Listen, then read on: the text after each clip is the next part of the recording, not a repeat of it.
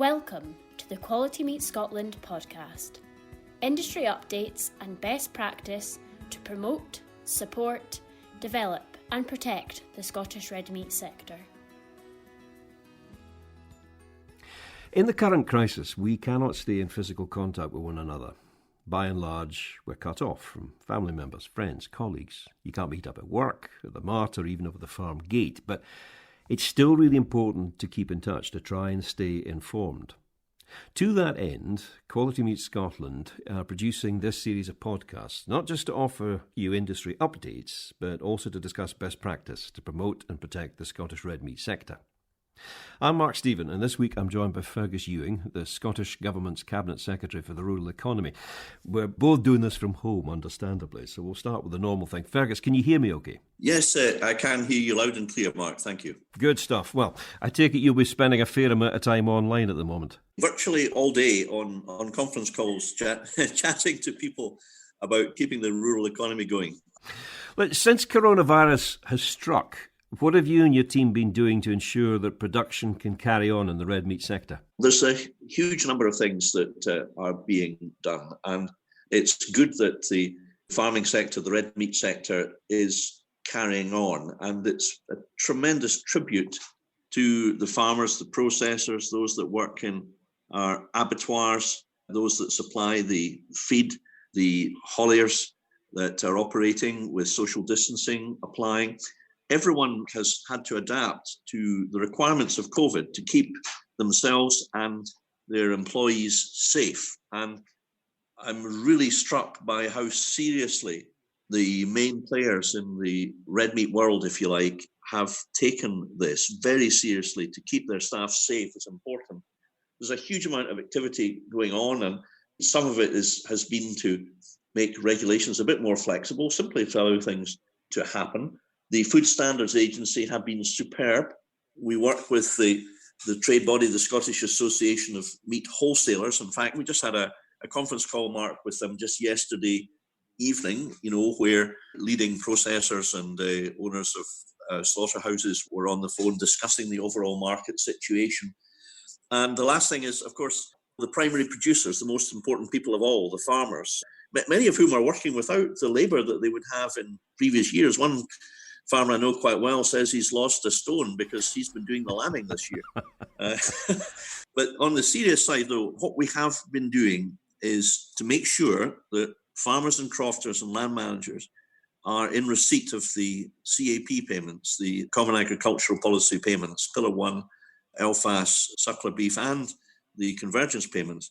And I'm very, very proud of the work that the public servants in the RPID offices, over 600 of them, have done, mostly from home, in getting the payments out to farmers and crofters. So at least they have the money that they have earned in their bank accounts and are therefore able to cope better with the COVID crisis. So that's the farming end, but further down the line, as you're well aware, we've got some world-class brands, Scotch beef, Scotch lamb, specially selected pork. Have you and your team been speaking to retailers about promoting those brands, ensuring they've actually got them on their shelves? Yes, we have, and you're absolutely right. We have good relations with the supermarkets. And there's lots of things we're doing. Firstly, to do even more to promote our world-class brands, Scotch beef, Scotch lamb, specially selected pork. These are world-class quality. We're really proud of them. They're nutritious, they're tasty and delicious, and we want to make sure that the PGIs in some form continue. So we have been working with the supermarkets. Many of them, Mark, are doing a great deal already to promote our high-quality red meat, but we do think more can be done. And therefore, we are asking all of them to rise to the occasion, to use their collective consumer reach to promote Scottish and capitalise maybe on an opportunity to capture the public imagination. And myself and the Minister for Rural Affairs, Marie Goujon, have spoken individually to all grocer retailers to do things like seek assurances that payment times will be tightened to help small business, and also to ensure equity of supply so that the people and communities in our islands and more remote parts of Scotland receive enough food and provisions to keep them going. And we've also been doing practical things to help the supermarkets, for example, flexing the delivery times when goods can be delivered to urban premises, because in peacetime, as it were, the restrictions about nighttime deliveries, because there are more difficulties for hauliers, these have been flexed, as have drivers' hours rules, and working with the UK government to push for relaxation of competition law in respect of retail and dairy. So an awful lot of this work is technical and maybe a little bit humdrum, but it's all very important to keep the whole sector going in a time when the physical constraints make that really quite a challenge. Do you think the public perception of farming is changing? I mean, in your opinion, are people realising that being able to produce your own food nationally is actually quite a good thing? I hope so. I mean, I've long thought that, speaking to everybody involved in the red meat world and in the farming sector more widely, that they do a splendid job in producing high quality food to the highest welfare standards in the world, with Food Standards Scotland ensuring that the highest standards of hygiene and food safety are observed. So these are things that we really shouldn't take for granted. And I think maybe, Mark, one of the consequences of the COVID crisis is people are rethinking what's really important. Is it important that we get the cheapest food from halfway around the globe that's come over here in a super tanker? Or is it better that we value our own produce produced in Scotland, whether it's meat, fish, milk, potatoes, vegetables, soft fruit? We really do have high quality here. And I think, and I hope that one of the kind of legacies of the COVID period will be a reset of attitudes. And this is where I think, with a kind of national endeavour with our retailers, we can make a difference, a long-term systemic difference for the better, showing that we actually value our farmers, our crofters, the work they do, and do that by showing our appreciation at the supermarket tills. We are a long way from being through this yet, but what do you think the main challenges ahead will be for the Scottish red meat industry? There's no shortage of challenges, but so many of the farmers I've met in all sectors, but particularly perhaps in the red meat sector, are very resilient. They're very tough types. I mean, how many of us would regularly start work at 6:30 in the morning? I might get a row from some of my farmer pals for saying that they've already had their second breakfast by then, but how many of us are actually prepared to work as hard as these guys do? They are really resilient. We are obviously concerned that the economic consequences of COVID may result in a reduction in spending power, and that may affect the quality meat sector. The possibility of importation of cheap meats following Brexit is something that hasn't gone away.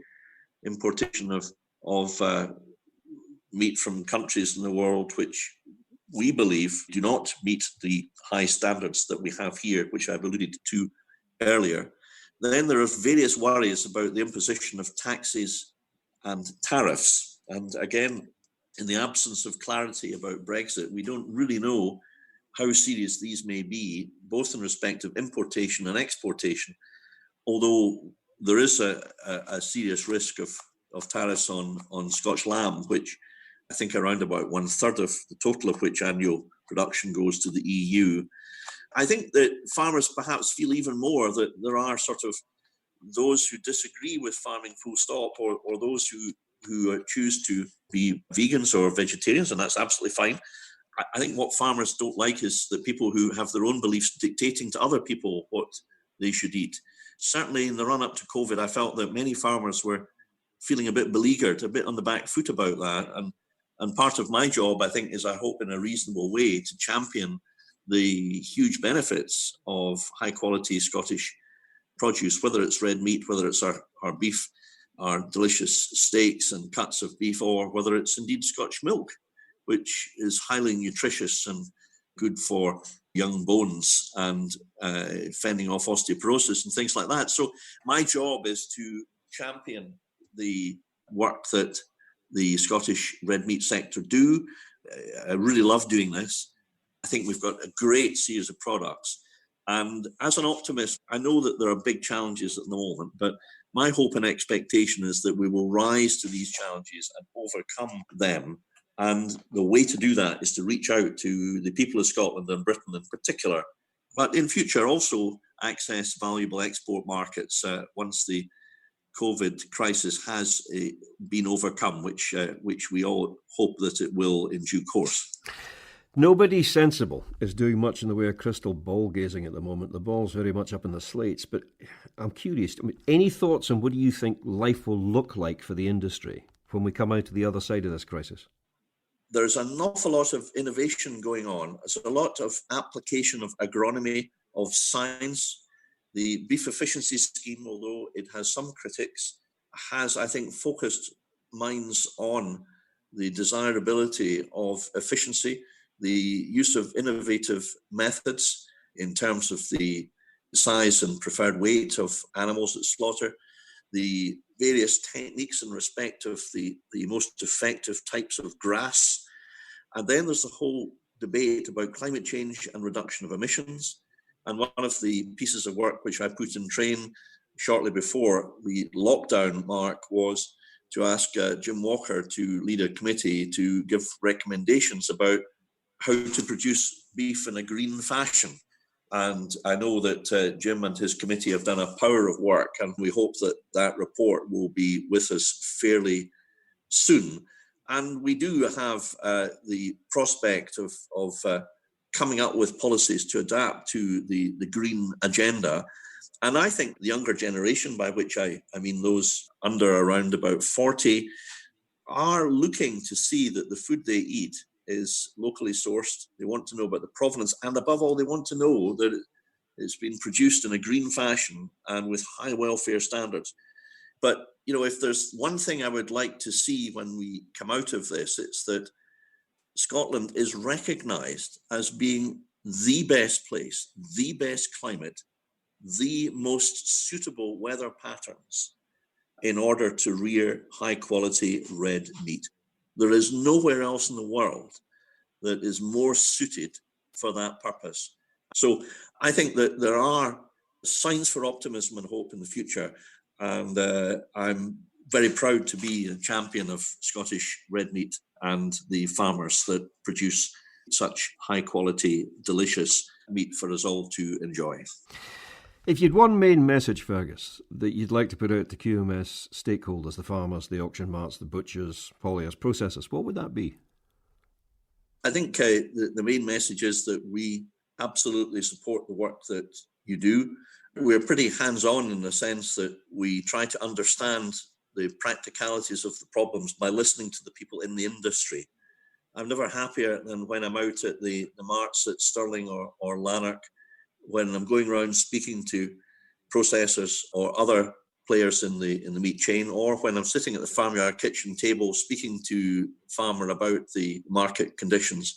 And although the beef sector in particular faces significant commercial pressures, I do think that there are signs for optimism, both in the green agenda and grabbing that in the way that I've just described, but also in shifting public opinion so that there is a kind of national endeavour in favour of everybody in these islands supporting our farmers and the great food that they produce.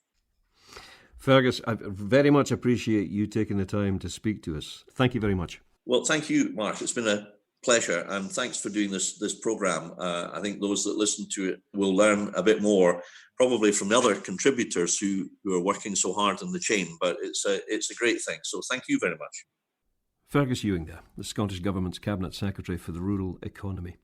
Thanks very much to you for downloading this QMS podcast. If you'd like to hear previous episodes, just visit qmscotland.co.uk, and you can also find recipes and videos about how to prepare Scotch beef and lamb and specially selected pork at Scotch Kitchen, that's all one word, scotchkitchen.com, or follow Scotch Kitchen on Facebook, Instagram or Twitter. I'm Mark Stephen. Thanks for taking the time to listen to this. Thank you for listening to the Quality Meat Scotland podcast. For news and to listen back to previous episodes of the podcast, visit qmscotland.co.uk. For Scotch beef, Scotch lamb and specially selected pork recipe videos and inspiration, visit www.scotchkitchen.com. scotchkitchen.com or follow Scotch Kitchen on Facebook, Instagram or Twitter.